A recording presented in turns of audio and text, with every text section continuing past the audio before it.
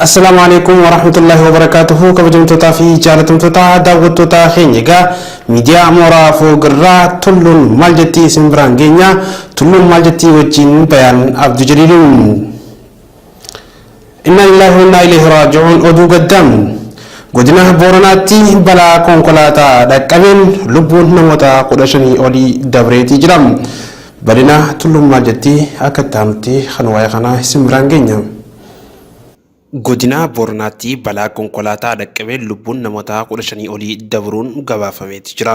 Konkolaataan lakkoofsa gabatee Oromiyaa 699 duwwaatee godina Booranaa magaalaa Yaaballoo irraa gara naannoo kibbaa magaalaa Konsootti kotorbaandii fe'ee saffisaan osoo imalaa jiru konkolaataa wal harkisuu lakkoofsa gabatee Itoophiyaa 58889 waliin walitti bu'eeti balichi kan uumame. Balichi aanaa Yaaballoo ganda Naayaaroo bakka Eelee Diimaa jedhamtutti kan dhaqqabe waggaa ta'u balaa kanaan lubbuun namoota 15 olii dabruu waajjirri dhimmoota koominikeeshinii godina Booranaa eereeti jira. Dargaggeessi godina Shawaa Kaabaa aanaa qawaat harka ofirratti hoomaa kanniisaa qubsiisee balaa tokkoof akka hin saaxileen miidiyaalee garaagaraatiif beeksiseeti jira. Balina tulluun maal jettii kan waa'ee kana guutuusaa akka taanutti isin biraan geenya. Dargaggeessi godina Shawaa Kaabaa aanaa qawaat harka ofirratti hoomaa kanniisaa qubachiiseeti jira. Dargaggeessichi jiraataa ganda Jimaadareeti. Dargaggeessi kun mootii kanniisichaa miliquuf wayita ja'utti ofirraa qubsiisuun badii hoomaa kanniisichaa kan baraare. Hoomaa kanniisaa guutuusaa ofirraa qubsiisuuf rakkoon akka irra hin ga'in waajjira dhimmoota koominikeeshinii aanaa qawaat beeksiseeti jira. Tulluun maal jettii kan biyya alaatti yeroon fi achi tarkaanfannu Keenyaa fi Soomaaliyaan hariiroo dippiloomaasii isaanii addaan kutuu miidiyaaleen garaagaraa gabaasaati jiran. Balina tulluun maal jettii kan biyya alaa kan waa'ee kana akka taanutti isin biraan geenya. Keenyaa fi Soomaaliyaan hariiroo dippiloomaasii isaanii addaan kutaniiti jiran. Dilbata dabree Keeniyaan ambaasaaddara Soomaaliyaa Mahamad Nuur Naayiroobitti ariiteeti jirti. Kan ifoomee Soomaaliyaadhaa yaamteeti. Albuuda gaazii fi boba'aa naannoo daangaa Keeniyaa keessatti argamu Soomaaliyaan seeraan ala fudhachuu Keeniyaan himachaati jirti. Bakki isaan irratti wal dhabanii fi lafti albuuda adda addaatiin badhaadhaa jedhamtu kun garba Hindii keessatti kan argamu hoggaa ta'u kaaree meetiraa 62,000 uwwisa. Sababii kanaan Keeniyaan Soomaaliyaa diinummaadhaan ilaaluu eegalteeti jirti. Waldhabbii daangaa garbaa kanaan hariiroon dippiloomaasii biyyoota lamaanii adda citeeti jira. Bakki albuudaas cufameeti jira.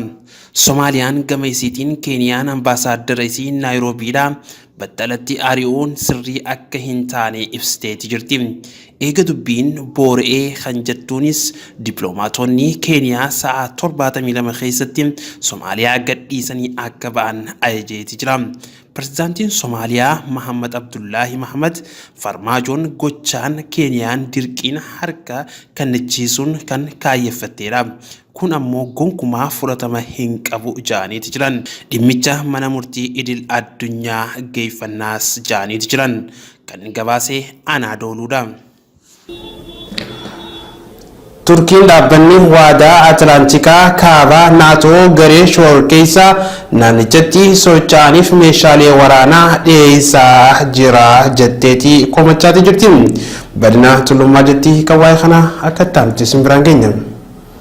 Turkiin dhaabbanni waadaa Atlaantikii kaabaa naatoo gara shororkeessaa naannichatti socho'aniif meeshaalee waraanaa dhiyeessaa jira jetteeti jirti.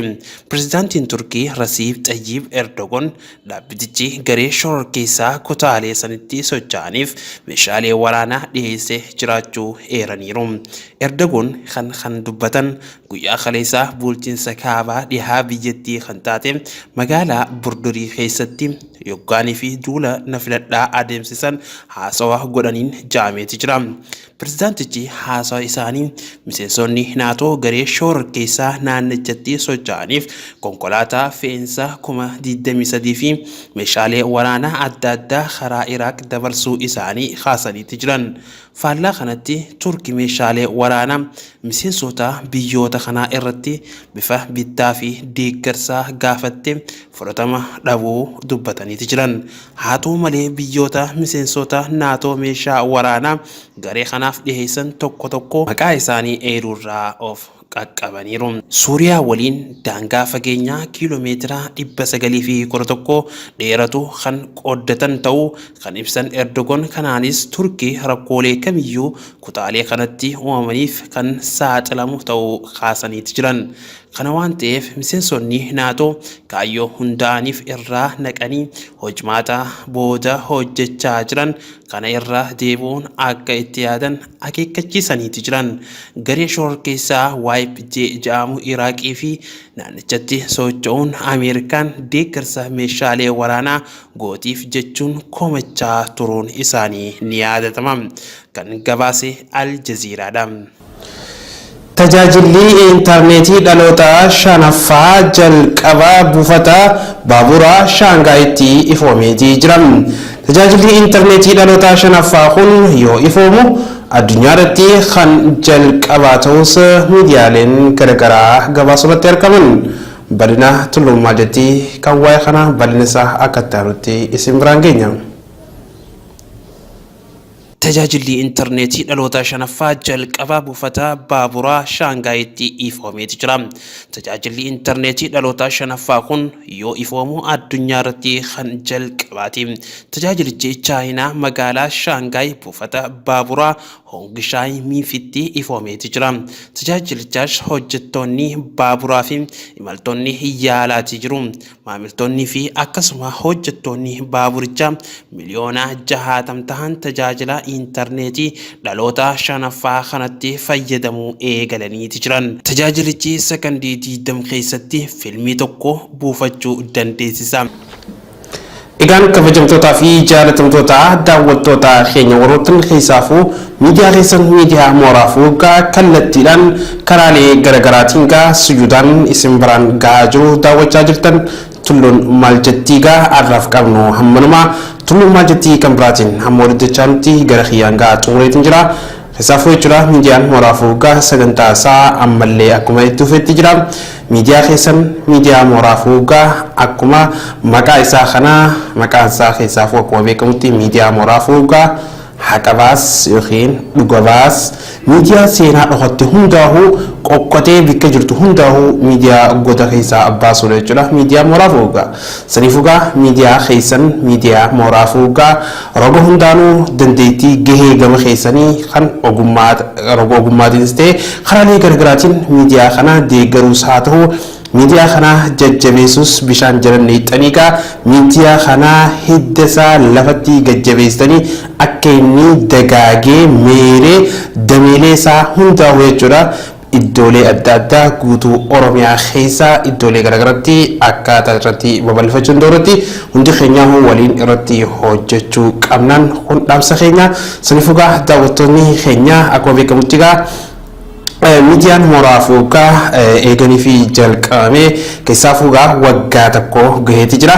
Miidiyaan kun waggaa tokkoffaa eega keessaafuu karaa hojii karaa bifa televiziyoonaatiin yookiin karaalee garaagaraatiin bifa isaa jijjiiree jechuudha. Bifa ammayyaa'aadhaan eega isin bira gahuu jalqabee ji'a 7 lakkoofseeti jira.